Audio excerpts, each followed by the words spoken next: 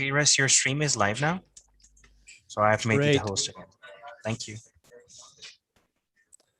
Good morning, Flory. How are you this morning? You're muted. Good, yes. I'm good. How are you? Great. I'm doing really well. Good. Where are you from? New York City. Okay. Hi, Ronban.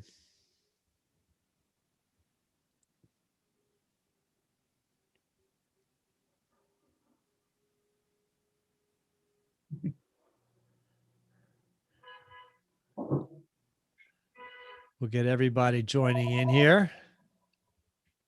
Mute myself. And we've got Kevin, who's our TA here, support.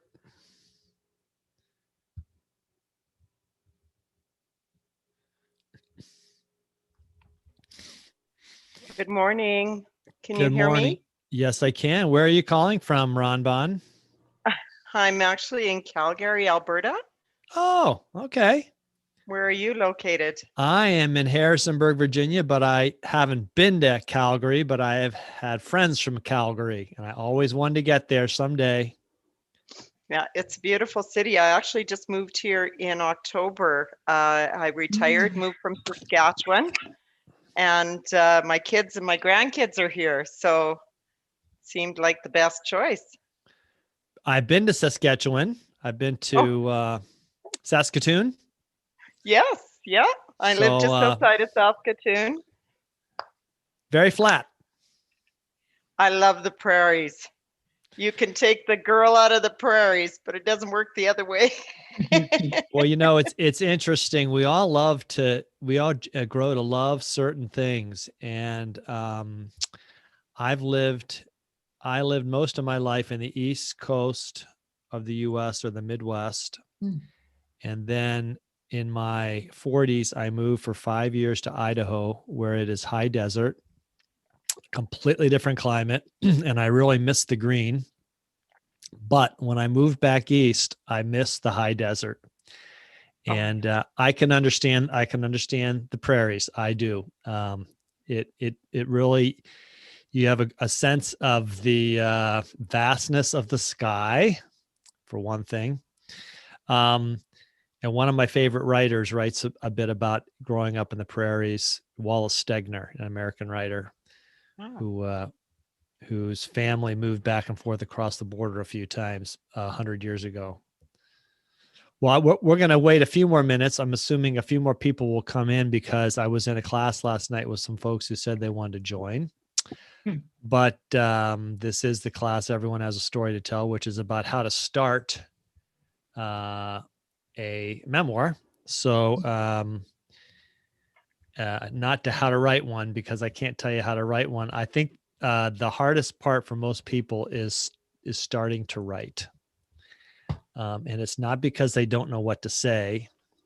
They don't know where to start what they have to say. And so hopefully you get a few ideas here today about that. And hopefully a few more folks will join us too, because it's always stimulating when we have a group with us. Or for either of you, is this your first time doing Get Set Up classes? No. Are you regulars, like you do one a day or a couple a week, or hit and miss? One or two a week. Okay, I was doing a few a week, but now I've calmed down a bit.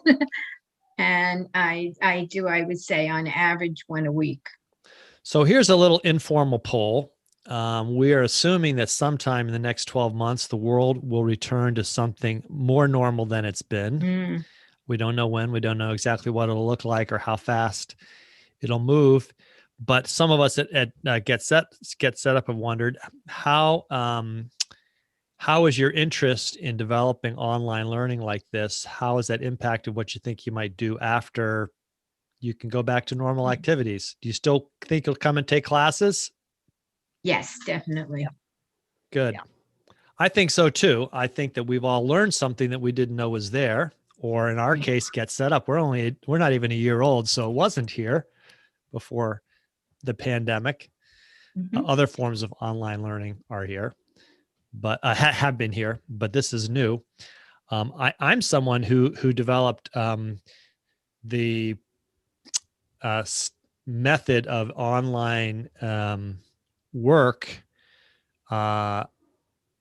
because of the pandemic. I am an author, and I was on my own planned author tour when the pandemic pretty much stopped all meetings, and I moved my promotion and events online. And so that's where I developed the skill and the appreciation for meeting online. And I think that's going to stay to some extent, though I do plan eventually to going back to working with people, to adding back in face-to-face appearances. Hi, Kat. How are you doing today? Kat was in my class last night, as was Lily, who've just joined us. And we have someone who is S. Ryan. And if S wants to give his or her name, we can change it for this class. My name is Cheryl. Cheryl. Okay. You want to tell me how to spell that? SHIRL. SHIRL. Very good. Cheryl. Very nice name. I know people named Cheryl, and they live in a part of the country where they pronounce it Cheryl, but I pronounce it Cheryl. Cheryl's very, very nice name. So I happen to know that Kat is from California. I believe it was Mid Valley. You're muted, Kat. Go ahead and unmute yourself. Central Valley, Tracy. Central area. Valley. Valley. How far are you from Sacramento? Probably 30 to 45 minutes. Okay. It's just north. All right. Straight up, Very good. 45 minutes north on I-5. Okay. Oh, that's right. You're in another state. You don't. I'm in a whole other world. I'm in Virginia, which is, the old. I-5 means a lot to Californians because it takes you from Canada all the way to Mexico. I've actually heard about I-5. Been to California a few times. I like California. My most recent time was in 2017. My sister-in-law lived in Oakland, and one of our best days was we went up to Point Reyes, and it was lovely. Place to hike. It was a great place to hike, and that's what we did. We did some hiking that day, and then we stopped in the town. I think, is there a town of Point Reyes? There's a very small town. It's very quaint and cozy. Not a lot there, right? That was it. And we had a meal and a beer and listened to a band playing throwback music to the 70s. So we were right at home, my wife and sister-in-law and I. I love that area. Yeah. I hike a lot. I hike every Saturday or Sunday, but mostly every Saturday. Oh, good for you. Good for you. Yeah. Well, Kat, you'll have to come to some of my classes because I do a lot of trekking and walking and biking, and that's the kind of thing I like to talk about.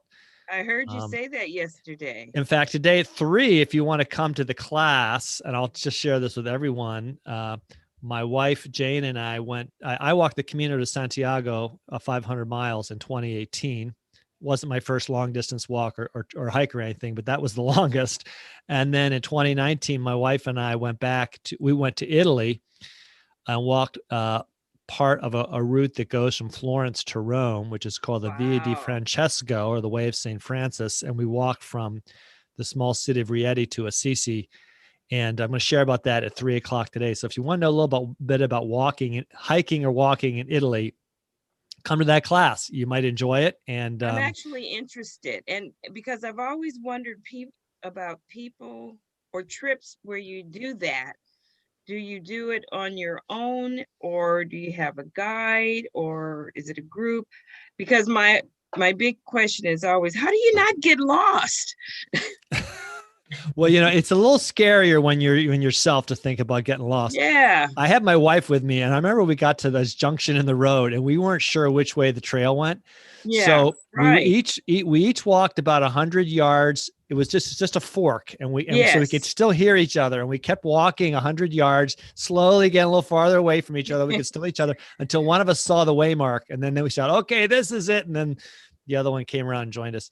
That's smart. You can do it by yourself. You can do it in a group. I'm going to be starting to lead a whole series of all sorts of classes on travel, and I plan all my own travel.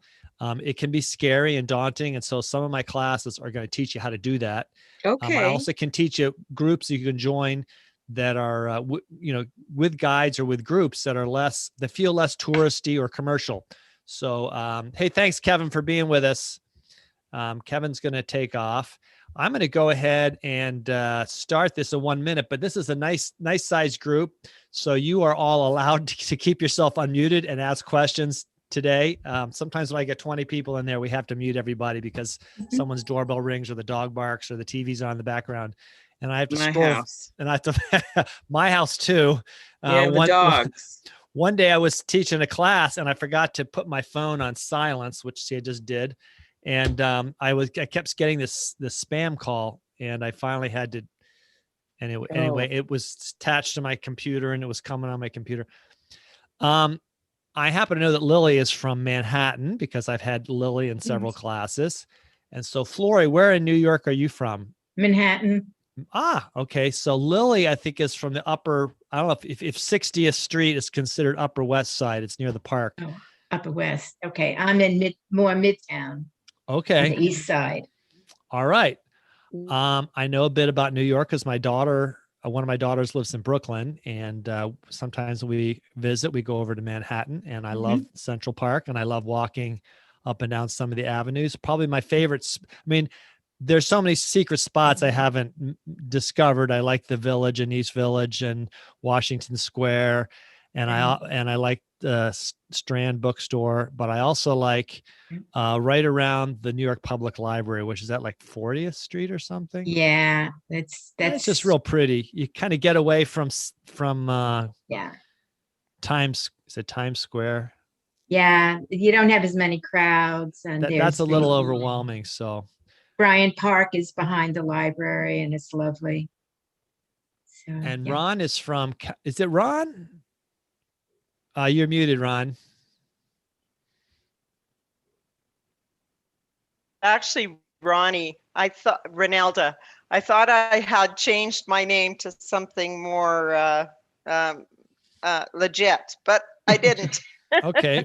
Ronnie's from Calgary. And Cheryl, where are you calling from today?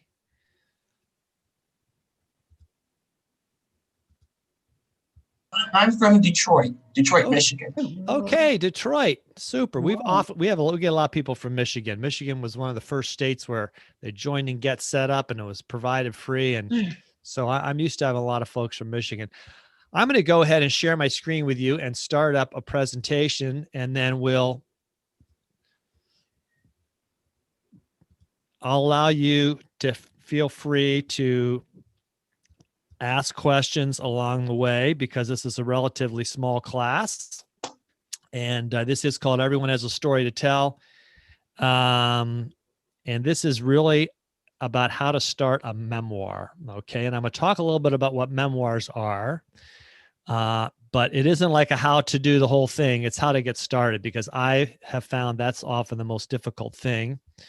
I am Russ Eanes, your guide. I live in Harrisonburg, Virginia, which is in the Shenandoah Valley, which is Western Virginia. So you come from the Atlantic coast, and the first thing you hit are the Blue Ridge Mountains. You cross over those, and you're in the Shenandoah Valley. And about 30 miles later, you hit the Allegheny Mountains, and that's the Shenandoah Valley. We do have the Shenandoah River, and it's a lovely place. I've lived here for 10 years. I've lived most of my life in the East, actually over 30 years in Western Pennsylvania, which is also in the Alleghenies, just a little bit north. So I guess you can't get the mountains out of this boy. And people in Colorado and such scoff at the Allegheny Mountains because, they're like 3,500, 4,000 feet.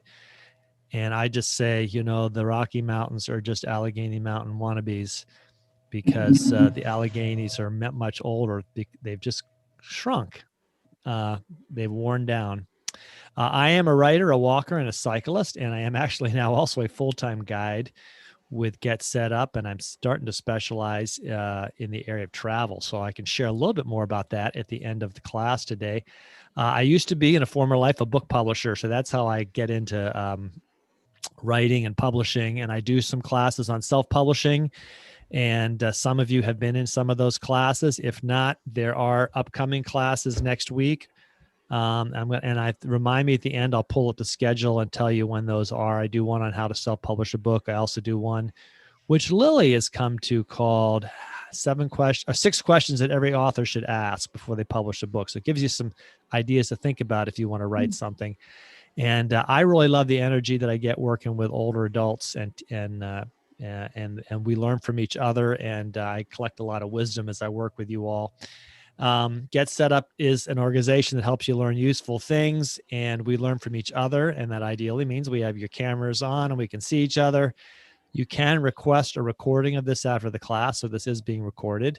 You can email help@getsetup.io, and I'll make sure that email address is in the email you get at the end, which has some notes from this class. If anyone's joining by live stream, and we are live streaming today, the best way to participate is to join us and register for a class. And I should mention also that Get Set Up's not paid to promote any specific products. We are strictly an educational organization.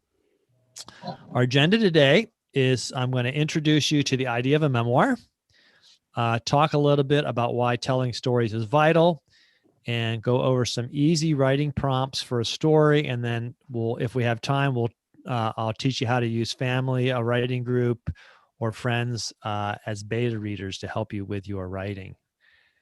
So what is your story? An autobiography, we all may have known this growing up, is the story of your life. It begins often when you were born, and it ends when however far along you've gotten in the life. So if it's you telling it, it shouldn't end with your death, because you're still telling the story. I like to say that a memoir is the story of a part of your life. So that's my definition. I've looked this up, and there are all sorts of definitions of what memoir is, and certain writers will define them one way or another. A memoir is one of the most popular genres in literature today, and it is one which a lot of writers struggle with. Typically, a memoir is not as comprehensive as an autobiography, and it can also be just about an experience. So I wrote a memoir called The Walk of a Lifetime. Let me grab a copy for you.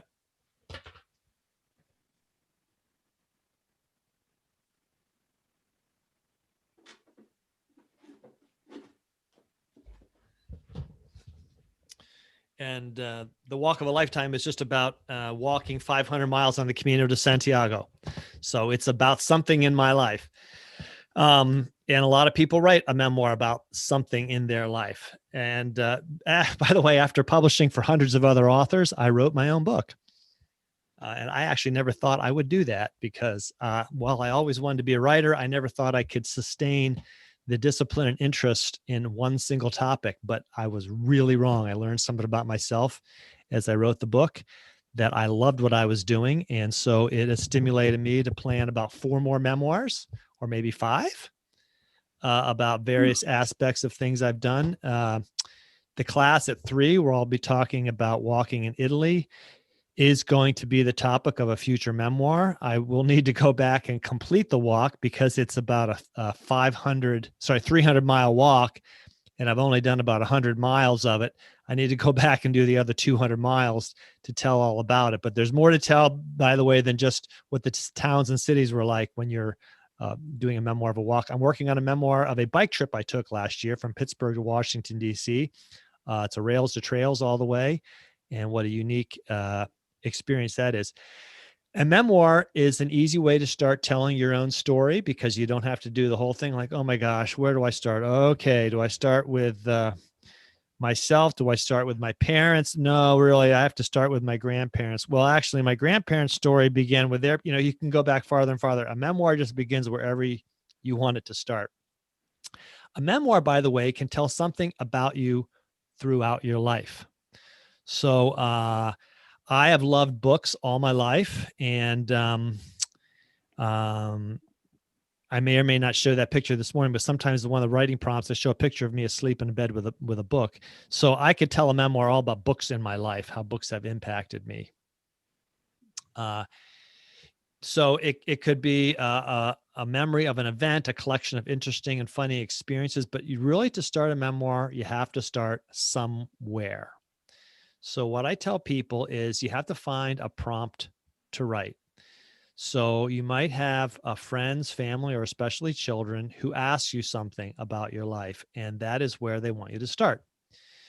I have a son that I have 4 sons, and one of them repeatedly asked me about this period of my life from about age 20 to 25 that he keeps calling it. I don't hear enough stories during that time other than that you got married. I don't hear enough stories. How did you get from where you were at 20 to what you were doing at 25? I just don't understand.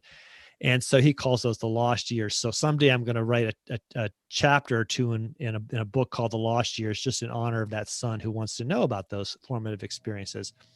It's awesome. He wants to know about He this. definitely wants to know. He's Yeah. trying. Well, I tell people over and over and over again, we understand ourselves by first looking at our families. Our families and our parents tell us a lot about who we are.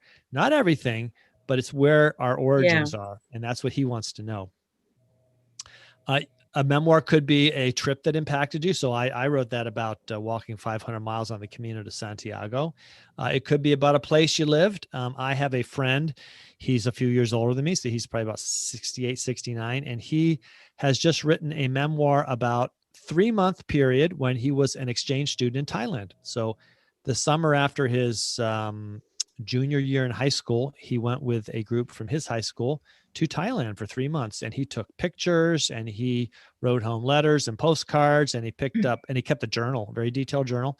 And he decided when the pandemic hit, he needed something to do, so he pulled out his journal, and he told me he had not read that in over 50 years, and he was so amazed reading about that experience that he'd been through that he said, I've got to share this with my grandchildren. So he put together just a nice little book. It's just for his grandchildren of that experience, because that one single experience affected him. And it's got photos from his trip. It's got entries from his journal. Sometimes it's a snapshot of the actual written journal. Sometimes he transcribed it in there. It's got ticket stubs. It's got train itineraries, everything that he could think of to give a sense of that journey. And he's got that for his grandchildren. And right now it's just going to be in a nice little simple book. Now I'll give an example. Now I gave an example of that one, of the story, my friend writing a memoir of his experience as an exchange student in Thailand. Here's another one that I show that really I find fascinating. This is Enchantment and Despair, A Montana Childhood, 1925 to 1937. So Ronnie, you might find this interesting. Montana's not that far from Calgary. And my friend who wrote this, Cal Redekop, is 95 years old. He wrote it about 5 or 6 years ago. Wow. And Cal grew up to become a college professor. He was an early leader in the environmental movement and sustainability and ecological in studying ecology. And why did he write about the first 12 years of his life growing up in a Montana farm? Well, very simple. It was the Dust Bowl, and his farm failed. His family farm failed. And in fact, when he was 12, they moved to Oregon to farm there. And that experience of living in Montana in the Dust Bowl made him realize at a very young age that they weren't doing the right thing. They shouldn't have been plowing up the prairie. And they plowed up the prairie all over the Western U.S., assuming Canada as well. And the soil blew away. And that got him thinking. And this book, besides having fascinating stories of a childhood on a farm 100 years ago, and a frontier farm at that, also gives you an idea of how those early experiences impacted the person that Cal became. So I love that memoir. It's printed by Friesens in Canada, by the way. Friesens, I think, is the biggest printer in Canada, one of the biggest in North America. When I was a publisher, we used to use Friesens. They have a self-publishing unit, and Cal mostly you can buy it on Amazon or somewhere, but he mostly gives copies of this away because he just enjoys people hearing his stories. 95 years old, doesn't need to earn any more money. That's a nice published between the covers, looks like a regular book memoir. Now, at the other end, after my mother died in 2007, I was cleaning out her papers and I came across something that interested me that I'd never seen before.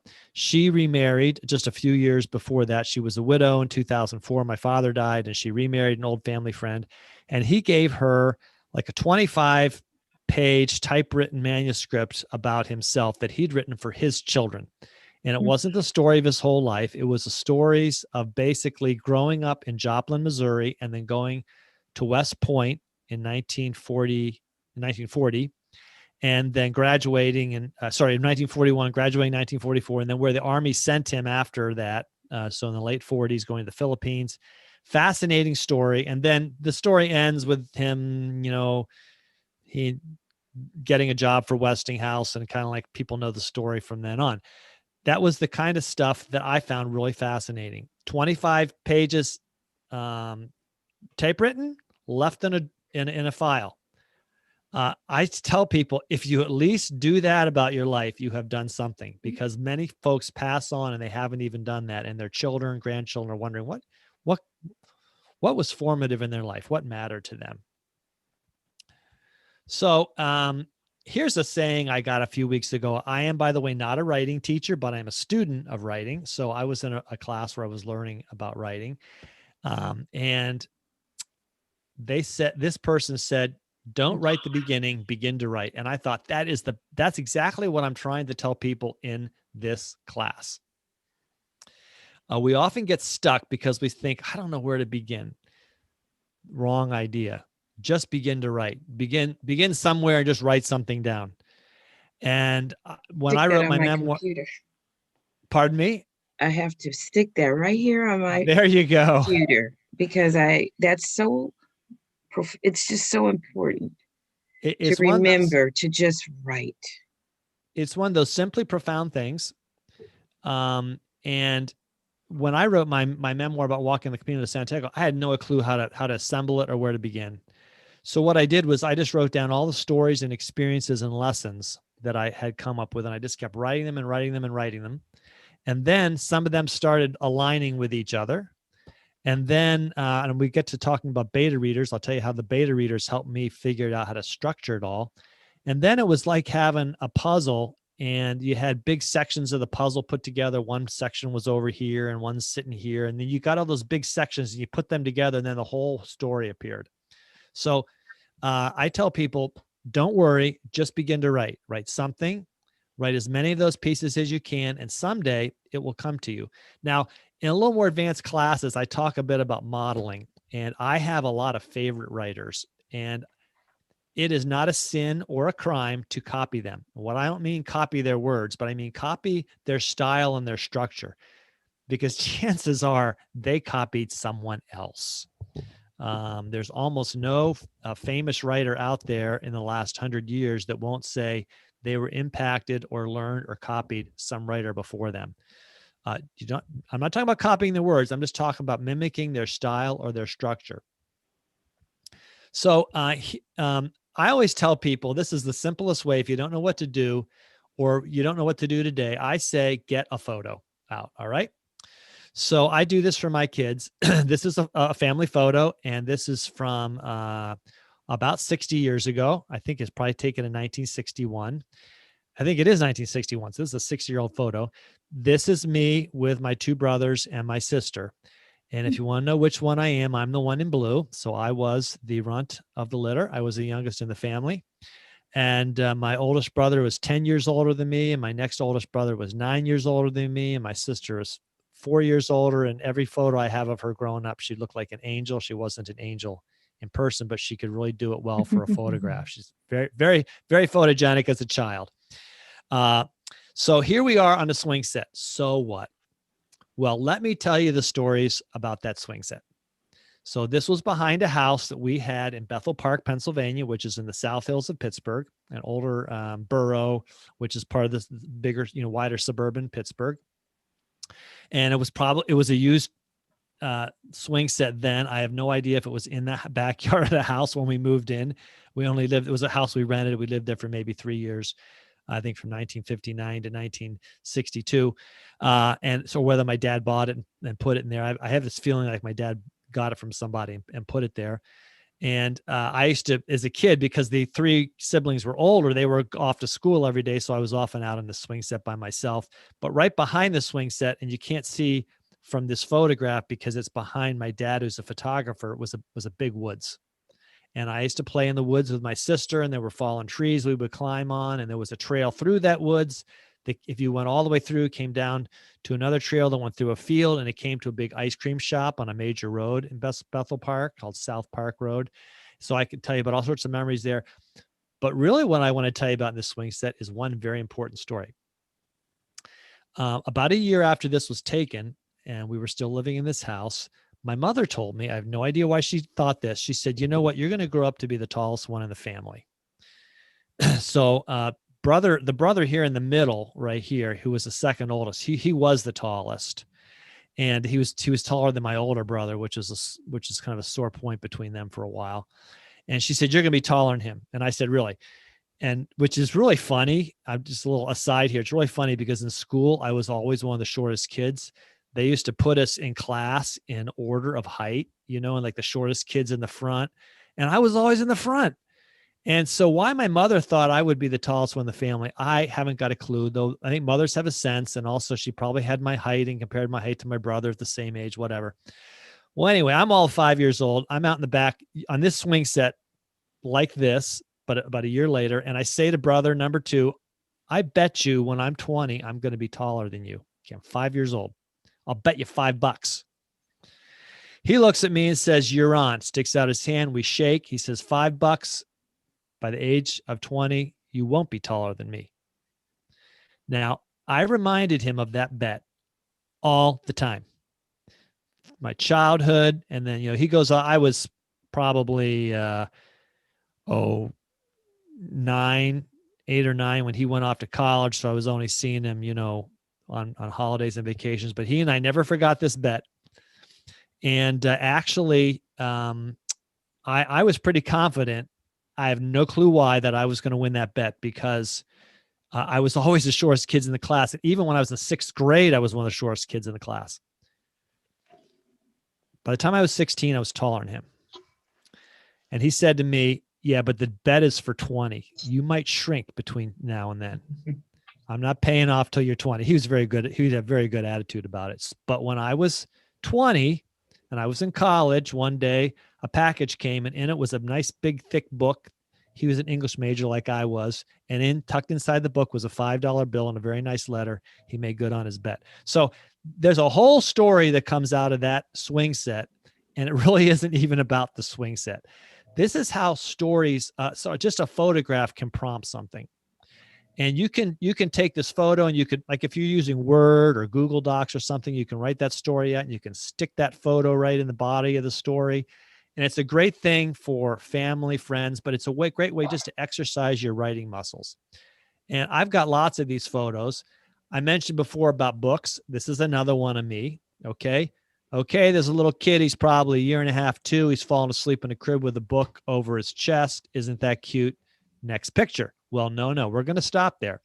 It is true. I have fallen asleep. I am probably not even 2. And there's a book across my chest. It is actually a Childcraft series. There were about 10 or 12 of them in the series, something like that. This one was published in 1959 or 1960. And so I fell asleep with a book across my chest. Well, let me tell you, that photo prompts the point that I want to make, which is that books have meant something to me my entire life. I became a book publisher. I've now written a book, and I love books. I've always loved books. When I was little, I had golden books, and they were stuffed in a box, and I dragged them around the house. Wherever I was, my box of books was next to me. As I grew, I went to school. I learned to read in the 1st grade. I became a fast reader. Always had books to read. Went to the library, would bring home stacks of books. I could start telling you stories about how particular books impacted me at certain points in my life, particular books that I read when I was 10, when I was 12, when I was 15, in college, and throughout my life. I could tell you the story of my life in books. And to this day, I'm still an avid reader. You can only see a few books behind me here, but I got bookcases all around. They're organized in certain ways. I also collect books sometimes just for the design, because I love book layout and design, how they feel and look, and how they have created it. So that's all about books for me. So all starts with one single photograph. Now let's pause here. If any of you got any questions or observations. I was just wondering, I mean, I am totally receiving and get the how important and useful photographs are, and that they really can prompt and stimulate, a story and help you tell your story. Do you find that currently, with so much online reading, that the hard copies, which I love, are becoming less and less? So You mean when hard people, copies of books? yeah, so that and that when people publish, are they publishing hard copies, or can you even publish an online? Am I? I don't know. I That understand your makes sense? question. Okay. You're asking the big question. I'll tell you right here. I'll stop here. Okay. I've been in the book industry since before and after ebooks came into existence. And the big push in ebooks came about 2006, 2007, 2008. Amazon. There were readers. You could actually read books on your screen, computer screen. Most people didn't do it. The game changer was the Kindle, the Amazon Kindle, which made it just a handy device. Yeah. And then when Apple invented this thing right here, you can now get books on this thing. And I have books on here. And back then, there were some prognosticators who predicted that print books would die. I happened to be a publisher at the point they said that. I thought they were wrong, not because I was trying to protect my own interest, but because I thought then that they were wrong. And I'm happy to say I was correct in that. Another publisher I said in a meeting I was at in about 2013, when Kindle and ebooks hit their peak, he said, the Kindle is the greatest book buying machine ever invented.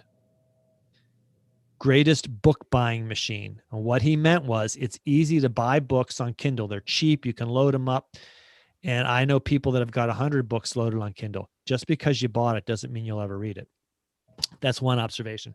The second observation is that, so then about the same time, 2013, glad you got a question, Lily, I'll come to you.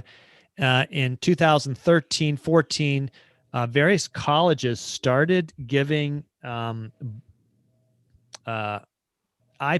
to every incoming freshman, because supposedly this was going to be revolutionary. They were going to learn better, and they could get their textbooks on their iPad and collaborate and so on and so forth. They studied this for about 4 or 5 years, and in 2018, 2019, I saw the results of a study, and guess what? They discovered that students who read physical books learned better. And as a publisher and a lifelong lover of books, I knew that answer automatically. The answer is that people engage with a physical book differently. They engage with multiple senses. You see it, you can smell it, you can touch it, you can even hear the pages turning. I know exactly where something is on a page in a book simply by opening that book and looking about in the middle. On the right-hand page, I've got something marked. I can't do anything like that on ebooks. On ebook, now this is personal preference. I'm not saying you shouldn't have them. And an ebook, I have no idea where I am in the book. So I just engage with it completely differently. So when I actually wrote my book, I wrote it, even though it is available as an ebook, and I sell lots of ebooks, it is, I designed it as a print book because I wanted people to engage with the print book. I even sized my book small enough, hopefully, that someone might take it with them when they went walking on the Camino de Santiago, because I thought maybe they're like me and they want to read something in the evenings after they've been walking all day. I'll make it small enough that they can just carry it along. When they're done, they can leave it somewhere if they don't want to carry it home. Because I wanted readers to engage with my book. And so I have actually sold more print books. So that's a very long answer to say, I think that anyone publishing a book today should do both. That's my bias because I love print books. However, a lot of people do choose to read ebooks and allow them to do that. I don't make ebooks cheap. I don't participate in any of Amazon's cheap giveaways or their Kindle checkout or anything like that.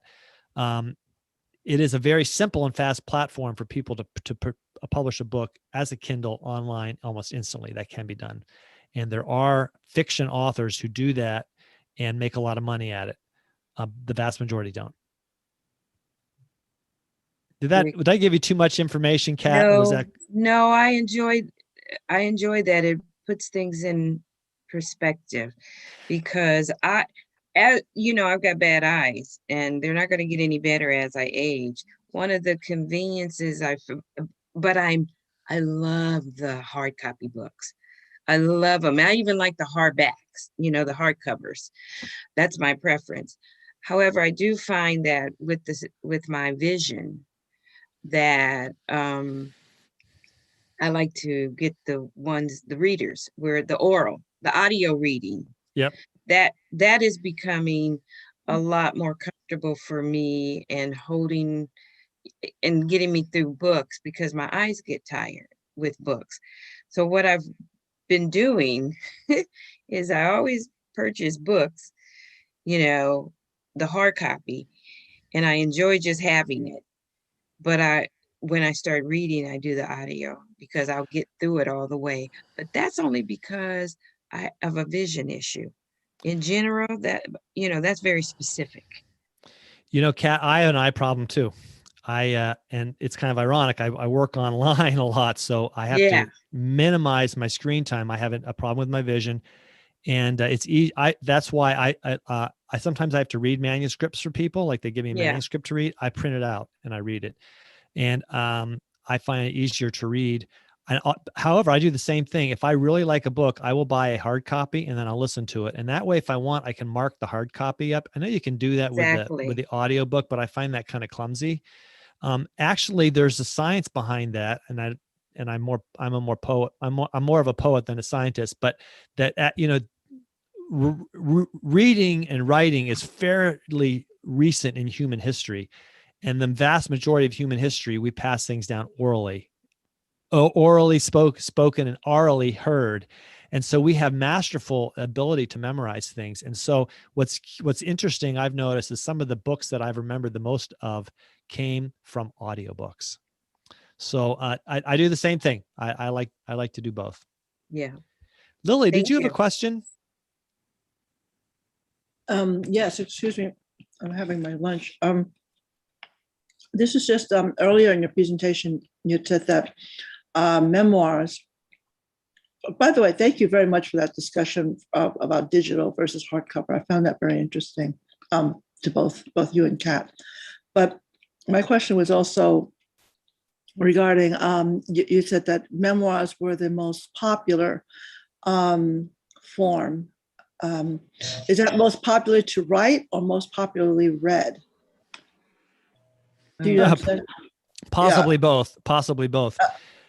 Because a lot of people self-publish memoirs now. Right. So yeah, I could see it being very popular to write because of the self-publishing and because everyone does have a story. But are they as equally popular read? That was my question. So looking from a demand side versus a supply side. They are. I haven't looked at the bestseller lists in the last couple of weeks, but I always see memoirs on bestseller lists. So I don't look at the New York Times bestseller list. I look at one that's in the Washington Post on the back page on the Sunday edition. I actually get the Sunday newspaper, the physical newspaper from the Washington Post, and there's an arts section in the back. They have lists of what's sold through Washington area bookstores in the previous week. And I always look to see what's, out of curiosity, what's there. And there's at least one memoir there every week. Okay, thank you. Sure. Oh, one last quick question. Yes. In a memoir, typically, how large or how many, in general, how many pages are we? What is the size? I'm having a hard time clarifying my questions, but can you just kind of explain that a little bit for me? That's a really good question, because even when I started my book, I wasn't exactly sure. I mean, I knew as a publisher, I would hear them always kick around lengths of manuscripts, and I had an idea that an average length book is 50 to 60,000 words. Mhm. And when they start to get longer than that, they're going to get bigger. And so my book is about 50,000 words, and it comes out to 225 pages, and it's kind of like dead average, right in the middle. Okay. And so it's very common. And I think that's, you know, that's typical for a memoir.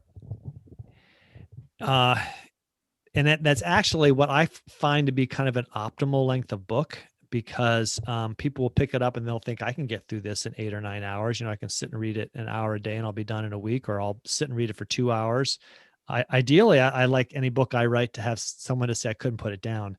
I'm actually picked up a book. I didn't have. I should have brought it over here. It's about a man named Frank Lenz who biked around the world. Because I'm writing a memoir about my own biking trip. I've been reading books about a lot of books about biking, and this guy's story fascinated me, because in the late 19th century, there were 3 people, they happened to all be, I think they were all Americans. I know at least 3 of them were, who undertook to bicycle around the world. And some of this kind of around the world journey overland had never been done at all, not even on foot. So it was, to do it on a bicycle was not just a novelty on the bike, but just a novelty to take the trip. And he started in New York, and he biked all the way to the West Coast and caught a ship and biked through China and then down through Burma and India. But his that story is so fascinating, I can't put it down. It's probably longer than my book. It's probably 60,000 pages. I keep looking forward to the time of day when I can pick it up.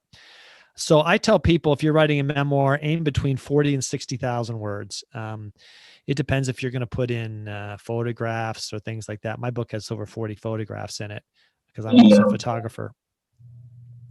So, it hits kind of sweet spot on price. People like to pay between anywhere from $12 to $20 on a book.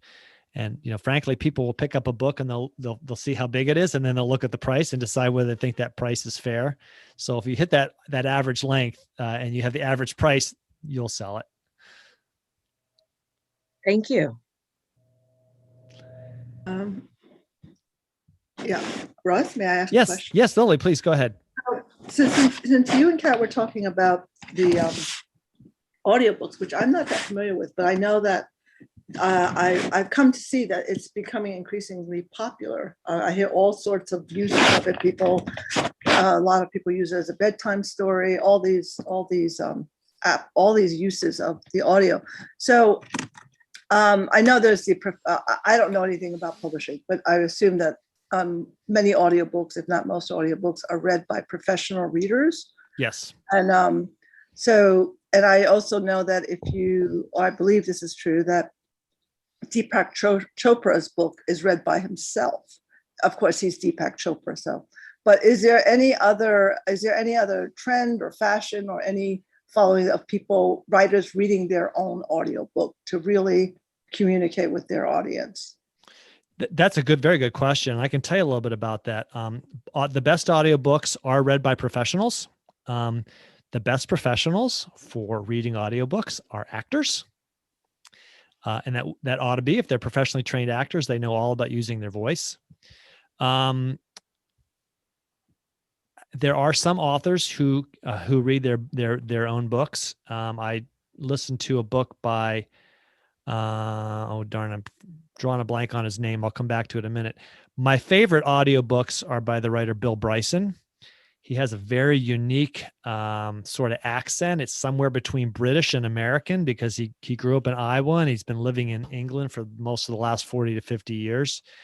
And so he has unique diction and pronunciation, and he's funny as heck. If he's funnier to listen to than he is to read his books.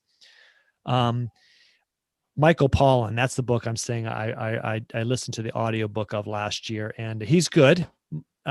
Authors who are good at presenting are good for reading their audiobooks. There is a skill to it, and art, and I've been encouraged to do an audiobook of my book.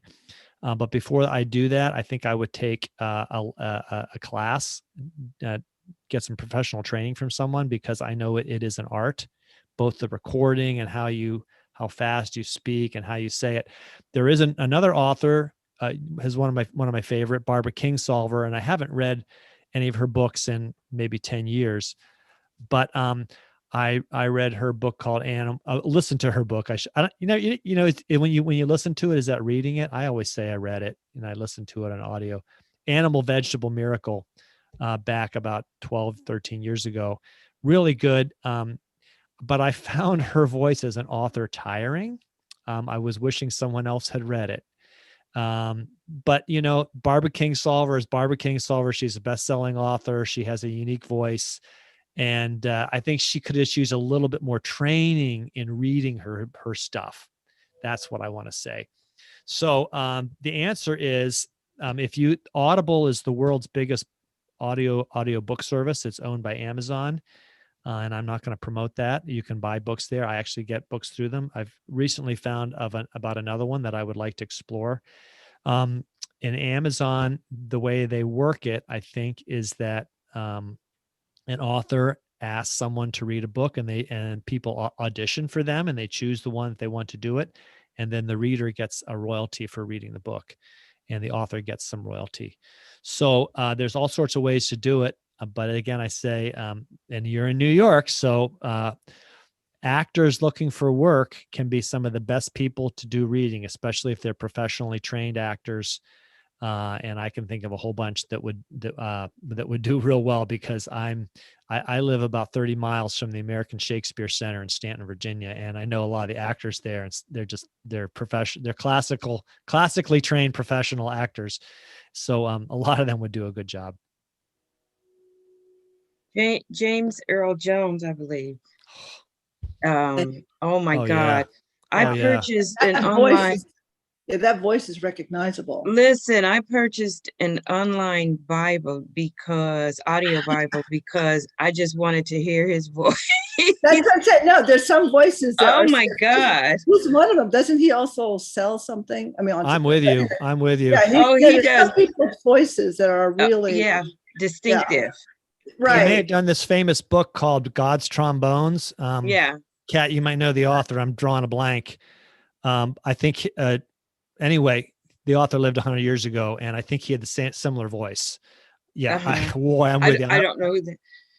Yeah, I'll have to look that up, because it intrigues me. Look up God's Trombones. It is one of the Okay. most incredible books. I've just read it and been impressed to reading it, but I have a feeling that James Earl Jones or someone like him read it. I'm like, boy, wow. right. It's sort of like you don't care what they're talking. Just you could, yeah. Exactly. It's like you could be reading the phone book. Exactly. It was like listening to God read the Bible to me. Yeah, it's like, yeah, read the phone book to me. Yeah. So I was like waking up and going to sleep with James Earl. It was like so nice. Yeah. I love it. I love it. Well, we've only got a few more minutes. I don't have to finish everything that I could cover. Sometimes when we have this class, people talk about things that they're writing. I also sometimes talk about the various formats you can use to write in that then are easily transferred into publishing. You can use Word, Pages. I teach a class on Word and Google Docs. We have a group called the Publishing Mastermind, which meets on Wednesday evenings at 7, which is a place you can come and just talk with other people that are publishing something. I think everybody that was in that class last night with Kat and Lily has some kind of nonfiction. With no one was, they were still trying to define it in some cases. I will just mention briefly in about 2 minutes, because I probably got to quit sharing here in a second, that one of the best tricks you can do, or I should say methods you can do, are to have friends, family, a writing group, or beta readers read your manuscript before you ever publish it. I use beta readers, which means early readers or first readers who read drafts of my manuscript. And they help me with several things. They help me write better. They help me figure out what appealed to people. And they also help me just decide who my audiences were. And so Lily's been in that class where you have to just figure out who your audience is, because no point writing a book if your audience is not going to read it, or you haven't written for your audience. And beta readers helped me figure out who some of my audiences. I knew who some of the audiences were, but they helped me figure out some additional audiences for my book. So there's writing groups you can join online. We don't have a writing group here yet. It gets set up, but we're talking about that. I've got addresses and emails from people that are interested in being part of a periodic writing group that meets. I'm going to have to stop sharing here because we're just about out of time. And hey, we didn't cover everything, but we covered quite a bit. And I hope that you all got at least something out of this class. I sure enjoyed it. You're a great group. This is always a great class. One of my favorites. And I tell them it gets set up. You can't let me stop teaching this class. It's always a great interaction that I have with people. And come to my other classes. Let me check my schedule and I'll tell you when those other classes are.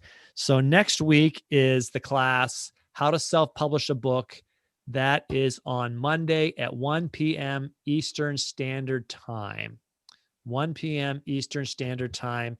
And the next week, I don't have my schedule out yet, but the next week we should be doing that same class that we did this week called 6 Questions Every Author Should Ask Before They Publish a Book, which is just kind of like 6 things to think about that a lot of authors need to think about ideally before they get too far in their writing.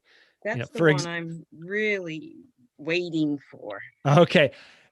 Things like who's my audience? Because if you don't know who your audience is and you write the whole book and you realize you don't know who this is for, you may have to go back and start over or just do a lot of rewriting. And that's a great one. Also figuring out what your genre is, what your book, because I tell every author, I mentioned it before, copy. You can imitate. Again, you're not plagiarize, but I mean, imitate other authors. You don't necessarily want to imitate someone like I want to sound just like that author, but I want to write in a style that is that author uses and is my audience will appreciate. So let me just see if there's any more questions or anything. I think hopefully we got all the questions you had. Well, I'm sure you had more questions and we didn't have time to answer everything. This class should also happen again in about 2 weeks. You can come back. It might be a little different that time. I always teach to the learners and let them pause and ask questions. And sometimes we talk about stuff that wasn't intended in the class, and that's just fine. You all got a little primer on ebooks today and about audiobooks. So that's great. You learned some information.